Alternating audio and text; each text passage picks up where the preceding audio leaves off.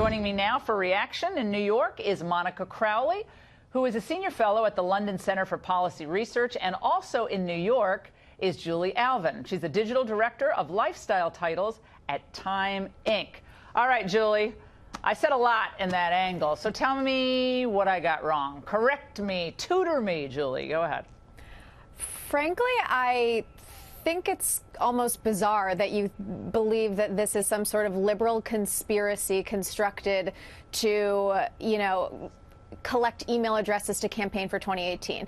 These women are standing up not just for people in their industry, but they're standing up specifically in this letter for women who are unable to speak up for themselves, women who are in low-paying jobs, who are farm workers, who are working at hospitals, who are working in hospitality, who are working in hotels, at restaurants, women who do not have the funds, don't have the platform to talk about sexual harassment, but who do experience large amounts of sexual harassment. They're connecting these women with legal experts. They're connecting them with money. They're laboring and lobbying organizations for legislation that helps people speak out against this, that penalizes places that use non-disclosure agreements to silence women who've been victims of sexual abuse. So I'm honestly confused on why you seem to think confused? This is this nefarious project. I think that it's something that is good for women. So the National Women's Law Center, that very long title that's kind of, at the core of this effort, it was just started in October, and one of the core mission statements of this group is focused on Donald Trump. You don't think that lends some political taint to the otherwise, laudable goal of protecting women in the workforce? This from an industry that has made millions and millions of dollars hypersexualizing women, taking advantage of young women who are naive and frankly ignorant of the way men could be and are oftentimes in the workplace. Now suddenly they get millions of dollars for an organization that's populated by all liberal actresses, as far as I can tell. And we're supposed to believe, oh, they've just found their moral conscience on this? I mean, it doesn't even pass a straight face test. Not bizarre. It's totally logical that that's what this group would be about when they focused on Trump right in the beginning. I think that this is, the things that you point out about this industry hypersexualizing women and treating women poorly and putting images of women out there that's sort of unsavory. I think that's exactly what part of this initiative is trying to address. So, 80-some% of board members in Hollywood are men, 96% of directors are men, 71% of writers in Hollywood are men. And when these stories that do objectify women are largely being told by men, I think part of what this initiative is doing, especially with the part of the initiative that's trying to find gender parity. These stories aren't just being told by men. Women write their own stories. Women write their own stories about what roles they take, what they're going to do. The directors are men, so I would say that's not true. All right, let's go to Monica. I got to get to Monica. Monica, look, when they have a group called 50-50 for gender parity by 2020, 2020 is a presidential election year. I don't think it takes a genius to figure out that there might be more than just a philanthropic goal here behind this effort. Your thoughts? Yeah, Laura, this looks like the latest mobilization of Saul Alinsky's phrase, never let a good crisis go to waste. The sexual harassment crisis is real.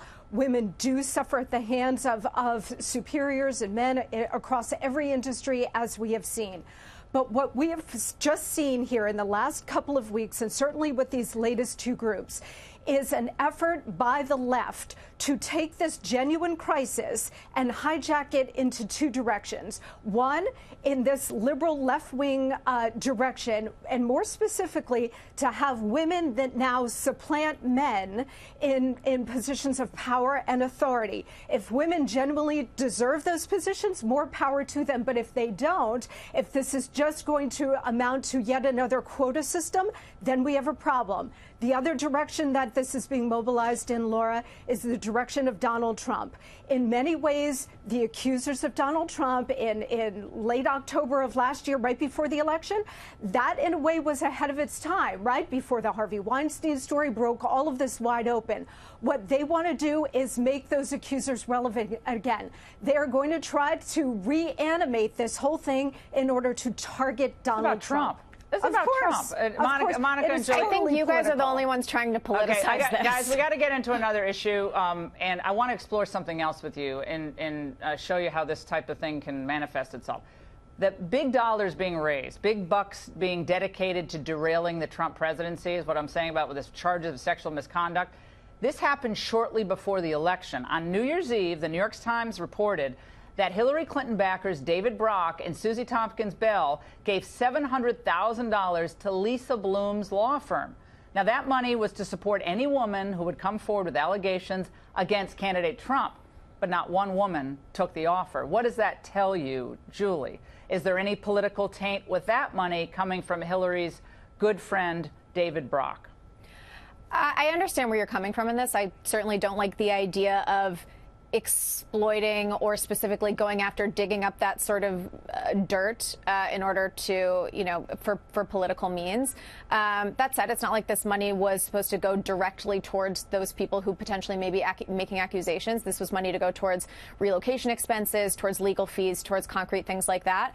And, again, I don't like the idea of sort of trying to dig and potentially exploit people who have legitimately been sexually harassed or abused. But there is evidence that, there have been lots of allegations against Donald Trump for sexual harassment. He's spoken openly himself about touching women in a sexual manner without their consent. And so there's concern there. There's smoke. And I think that, there are women out there who have been mistreated by Donald Trump. And I think that our country deserves to know about that. So David Brock is a longtime pal of Hillary's, runs all these, groups that support Hillary Clinton and others. He was at one time a conservative. He wrote a book exposing Anita Hill. And now it's pretty ironic, is it not, Monica, that Anita Hill is brought in by Hollywood to oversee this effort to, I guess, expunge all sexual bias from Hollywood, or at least try to. I agree with you, Monica, what you said.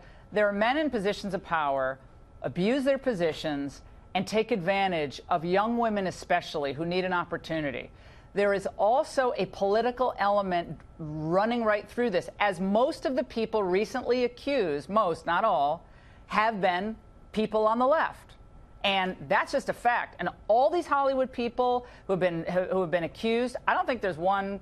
Is there one conservative? I don't know. Maybe there's one or two people. But most of these people happen to be Democrats. That's another reason I think this movement has been broadened out leading up to 2020. You can close it out. Well, in this story on Brock and this money that went into Lisa Bloom's firm, Lisa Bloom, the so-called champion of women and women's rights, right? We are seeing a weaponization of sexual harassment, which I think is a genuine tragedy, Laura, because there are real cases. And the real women who have been victimized by this kind of bad behavior are now going to have their credibility fall into greater question, whether or not Lisa Bloom or some of these other political activists are by their side. And that's the real tragedy here.